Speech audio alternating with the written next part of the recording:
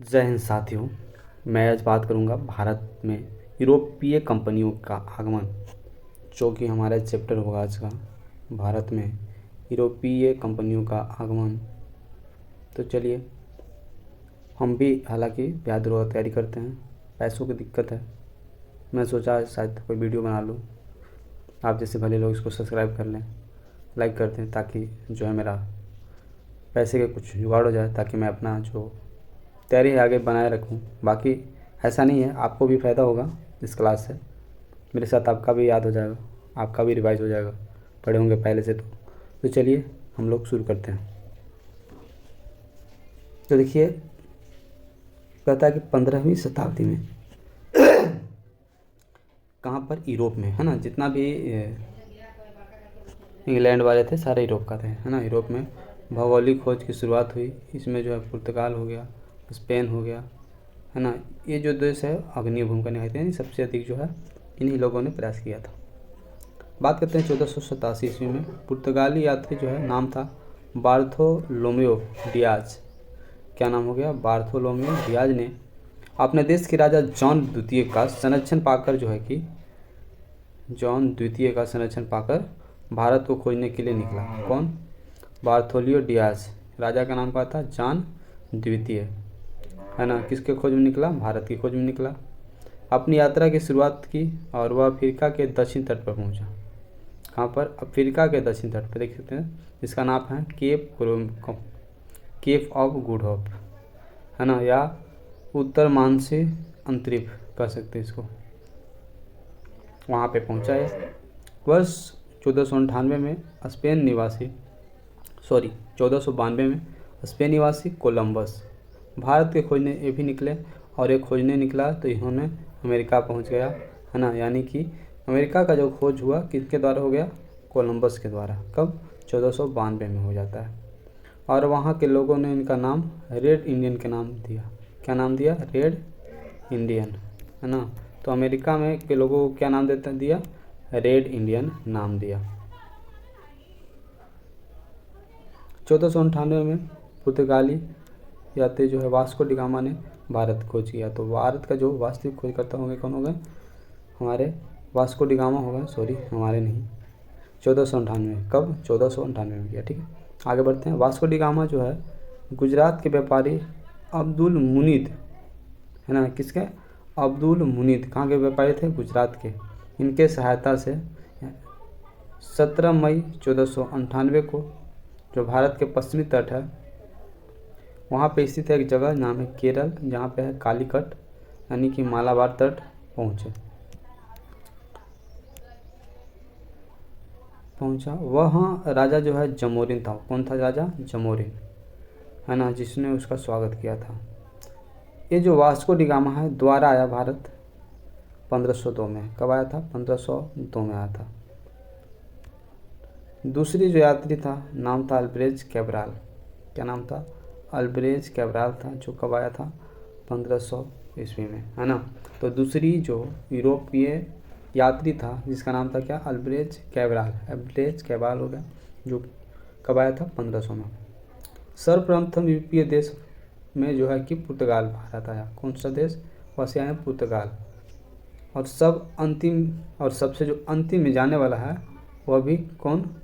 तो जैसे गोवा में कहा जाता है कि 1961 तक पुर्तगालियों का राज था, यानी कि सबसे अंतिम में जो गया वो पुर्तगाली ही गया। पुर्तगाली भारत के साथ संबंध स्थापित करने वाला यूरोपीय थे, पहला यूरोपीय थे, है ना। पुर्तगाली जो हो गए भारत के साथ संबंध स्थापित करने वाला पहला यूरोपीय था। और इन्होंने पहला जो फैक्ट्री लगाया वो कहाँ पर लगाया? कालीकट। कब लगाया? 1500 में। किसके अधीन में? अल्ब्रेज कैब्राल के तथा जिमोरी के बंद कर दिया।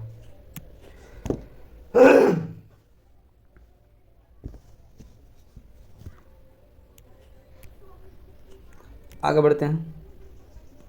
पुर्तगाली ने जो है कि 1503 में भारत के अपना फैक्ट्री केरल के कोची में स्थापित किया। कहाँ पे? कोची में। पुर्तगालियों ने 1503 में। कब? 1503 में भारत में अपना फैक्ट्री केरल के कोची में स्थापित किया। Francisco de Almeida. कौन? फ्रांसिस्को डी अल्मोड़ा कब? 1505 में प्रथम पुर्तगाली गवर्नर बनकर भारत आया था, है ना। क्या बोल रहा है? प्रथम पुर्तगाली गवर्नर। अगर पूछता है कि प्रथम पुर्तगाली गवर्नर कौन था, तो हो जाएगा कौन सा, Francisco de Almora. Francisco de Almora हो जाएगा। प्रथम पुर्तगाली गवर्नर कौन होगा, फ्रांसिस्को डी अल्मोड़ा।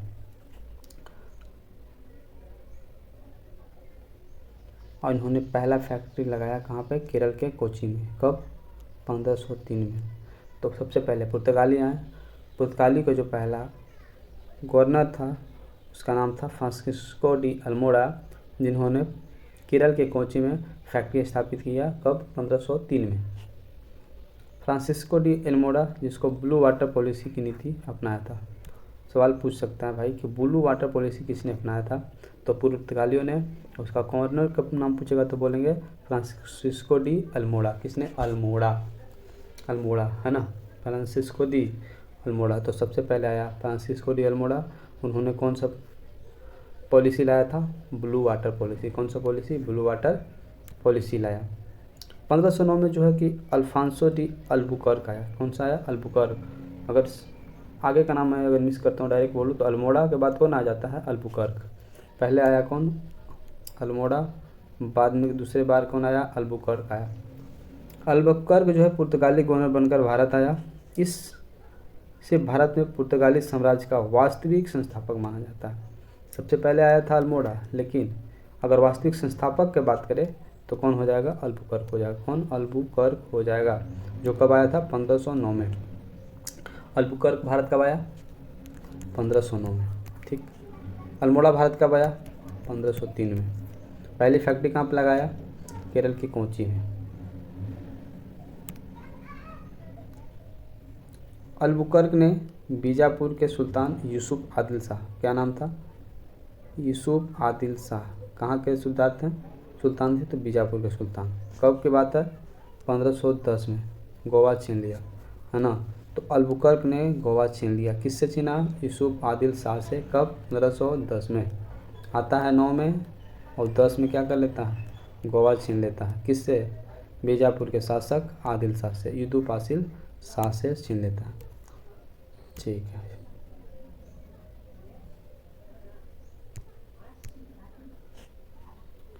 यूसुफ आदिल शाह से। ओके, आगे बढ़ते हैं।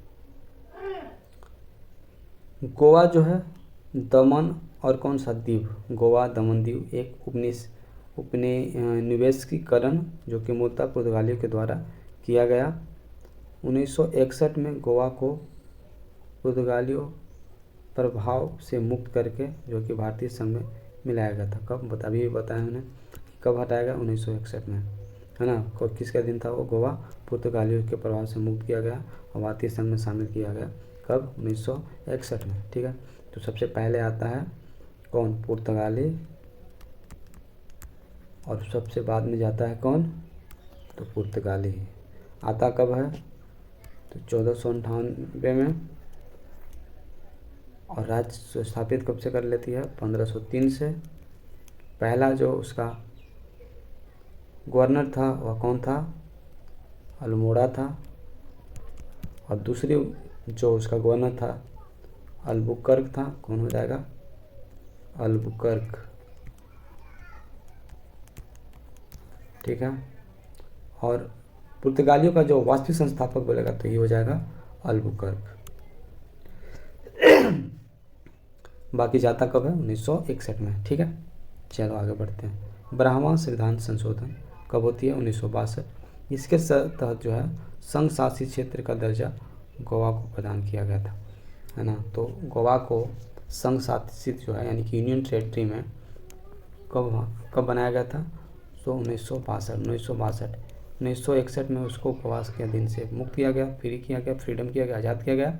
और 1962 में उसको इसका दर्जा मिल गया, संघ शासित क्षेत्र का, संघ शासित राज्य का उसको दर्जा प्रदान किया गया। इसके बाद जो है, इसके बाद में बात करते हैं। इसके बाद जो 56वां संविधान संशोधन आता है, कब, 1987। 12वां संविधान संशोधन 1962, गोवा को यूनियन टेरेटरी। 56वां संविधान संशोधन 1987, गोवा को 25वां राज्य की दर्जा। ठीक है, तो गोवा को राज्य की दर्जा अगर बोले तो कब, 1987 में। कौन सी संविधान संशोधन? 56वां संविधान संशोधन। कब होती है? 1987। और पूछेगा कि गोवा को आज़ाद कब किया गया, मुक्त कब किया गया? पुर्तगालियों से मुक्त किया गया तो 1961 में। और 12वां संविधान संशोधन जो है कि कब आती है? 1962 में आता है। और उसके अंतर्गत जो है गोवा को संघ शासित क्षेत्र घोषित किया जाता है। जब गोवा राज्य बना तो क्या राज्य बना? तो 25वां राज्य बना था। ठीक है, आगे बढ़ते हैं। पुर्तगालियों ने भारत में जो कार्टेज व्यवस्था लागू किया, कौन सी व्यवस्था? कार्टेज व्यवस्था। पुर्तगालियों ने भारत में कौन सी व्यवस्था लागू किया था? कार्टेज व्यवस्था लागू किया था। मुगल शासक के साथ पुर्तगालियों का संबंध अकबर के काल में स्थापित हुआ था। आते हैं फिर से। जब पुर्तगालियों ने भारत आया था उस समय कौन थे? मुगल शासक हुआ करते थे। और मुगल शासक में भी कौन सा रहते थे? अकबर। कौन थे? अकबर थे, अकबर। तो जब अंग्रेजों ने भारत आया था उस समय कौन था? अकबर था, है ना। मुगल शासक कौन था? अकबर था। यानी कि अकबर के समय काल में जो है कि पुर्तगालियों ने संबंध स्थापित किया था। पुर्तगालियों ने मध्य एशिया से आलू, तंबाकू तथा मकई भारत लाया था। आलू किसके लाया है? पुर्तगालियों को। तंबाकू पुर्तगालियों ने, मकई पुर्तगालियों ने, है ना। पूछेगा कि पुर्तगालियों द्वारा लाया गया अनाज कौन सा था? तो आलू, तंबाकू और कौन हो जाएगा हमारा? मकई। मकई भी कहाँ की है? तो पुर्तगालियों के द्वारा लाया गया है। कहाँ से लाया था? तो ये जो है मध्य एशिया से। कहाँ से? मध्य एशिया से लाया गया था। पुर्तगालियों ने भारत आगमन से जो है कि भारत में तंबाकू की खेती, जहाज निर्माण, प्रिंटिंग प्रेस का शुरुआत किया था, है ना। पुर्तगालियों ने भारत आगमन से क्या किया? तंबाकू की खेती करना शुरू कर दी, यहाँ पे जहाज का निर्माण करवाया और प्रिंटिंग प्रेस। जहाज का निर्माण भारत में किसने कराया? पुर्तगालियों ने। तंबाकू खेती पुर्तगालियों ने। और प्रिंटिंग प्रेस का शुरुआत किसने किया? पुर्तगालियों ने किया। भारत की समुद्री मार्ग की खोज। भारत में जो है समुद्री मार्ग की खोज करने वाला हो जाएगा वास्को डी गामा को कहा जाता है, जो क्या था? पुर्तगाली, जो 1498 में सबसे पहले भारत आया था। ठीक है, आगे बढ़ते हैं। आगे है कि 1503 में काली मिर्च और मसालों के कारण, है ना। कब? 1503 में काली मिर्च और मसालों के व्यापार पर एकाधिकार प्राप्त करने के उद्देश्य से पुर्तगालियों ने कोचीन के पास अपनी पहली व्यापारिक कोठी बनाई। इसके बाद जो है कुनूर, जो कि 1505 में पुर्तगालियों ने अपनी दूसरी फैक्ट्री बनाई थी। पुर्तगालियों की पहली कोची कहाँ पे हो जाएगा? पुर्तगालियों का जो पहली कोठी जो है कहाँ पे बनाया गया था? कोचीन। कहाँ पे? कोचीन में सबसे पहली बार किसने? पुर्तगाली लोग ने बनाया था। पुर्तगालियों ने कोची में बनाया था अपना पहला फैक्ट्री, है ना, यानी पहला कोठी। और दूसरा बोलेगा तो कुनूर में। कब? 1505। कुनूर में कब बनाया? 1505। और कोचीन में कब बनाया? 1503। 1503 में भारत कौन सा गवर्नर आया था? तो वो आया था अल्मोड़ा, है ना। अल्मोड़ा आया था, जिन्होंने 1503 में स्थापित किया। ठीक है। और 1505 में जो है कि किसने? तो कुनूर के अंदर में। कहाँ पे? कुनूर में। कुनूर एक बार, ठीक है। कब? कुनूर में। पुर्तगाली का दूसरा कोठी कहाँ पे है? कुनूर, 1505। पहला कोठी कोची, 1503। आगे बढ़ते हैं। विजयनगर शासक नाम था कृष्णदेवराय। पुर्तगालियों ने भटकल में दुर्ग बनाने का इजाज़त दी, है ना। पुर्तगालियों को भटकल में दुर्ग बनाने का इजाज़त दिया। कहाँ के शासक थे? विजयनगर के शासक हुआ करते थे उसमें। कौन?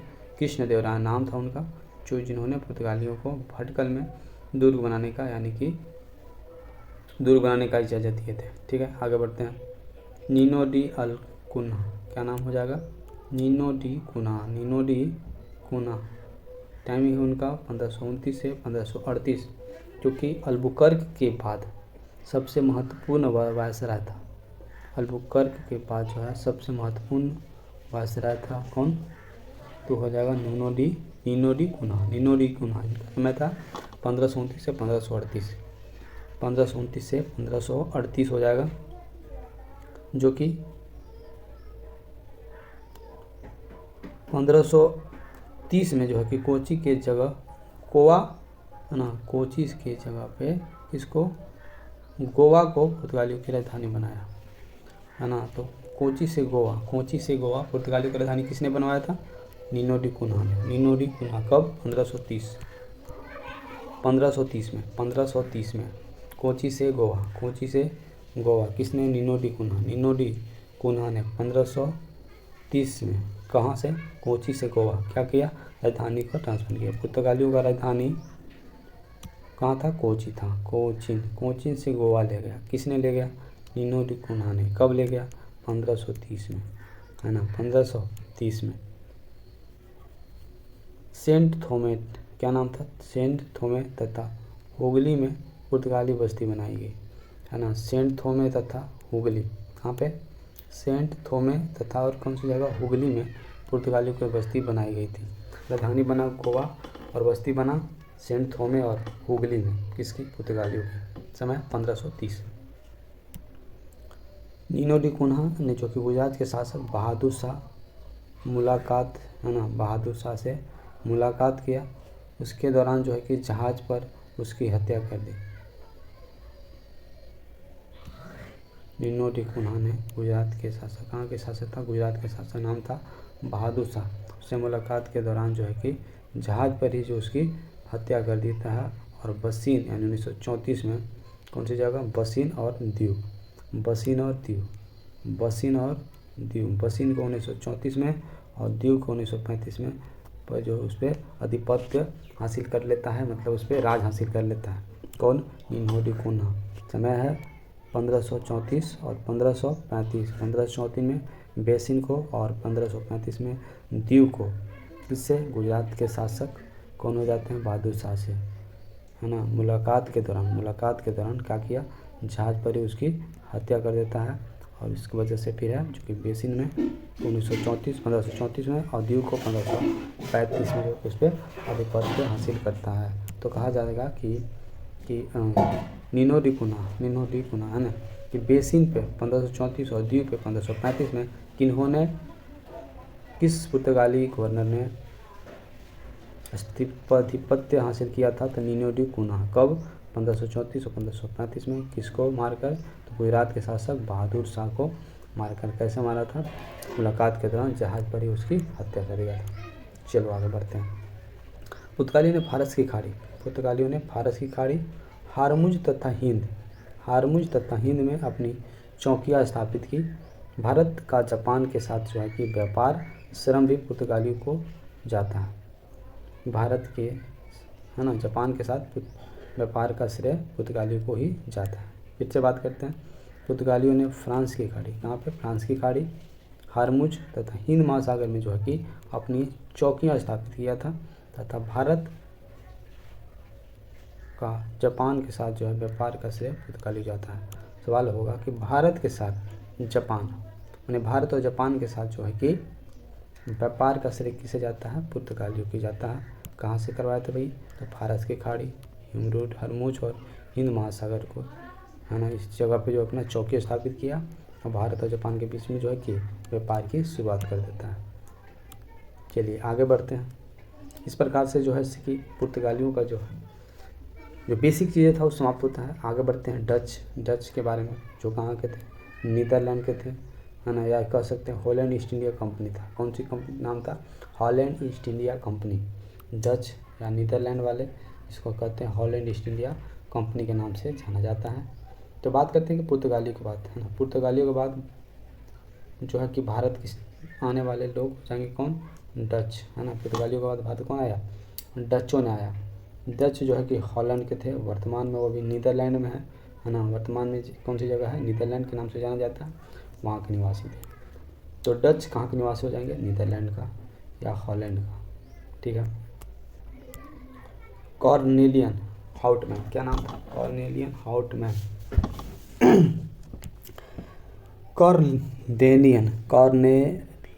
हाउटमैन प्रथम डच यात्री था। प्रथम डच यात्री का नाम क्या हो जाएगा? कॉर्नेलियन हाउटमैन, जिन्होंने 1596 में भारत का यात्रा किया। 1596 में डचों ने भारत कब आया? 1596 में। कौन आया? डच का जो प्रथम गवर्नर था नाम था कॉर्नेलियन कॉर्नेलियन, है ना, हाउटमैन, कॉर्नेलियन हाउटमैन हो जाएगा। कौन हो जाएगा? कॉर्नेलियन हाउटमैन, जो प्रथम यात्री था, नॉट ए गवर्नर, यात्री था। तो कब आया था? 1596 में भारत की यात्रा करी थी। 1602 में, 1596 में आया भारत, और 1602 में बेरिंग दे, नाम था बेरिंग दे ओस्ट इंडिया कंपनी, बेरिंग दे ओस्ट इंडिया कंपनी, ये उसी के नाम से जाना जाता है।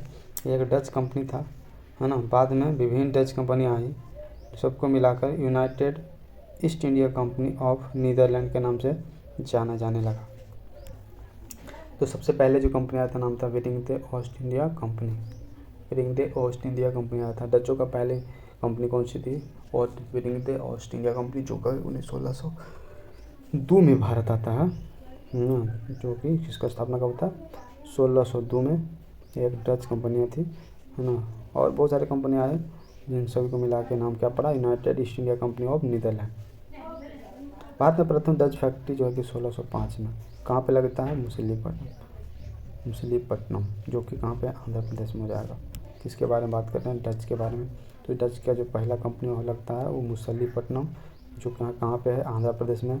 समय बोले तो 1605 डच की जो पहली कंपनी है 1605 में।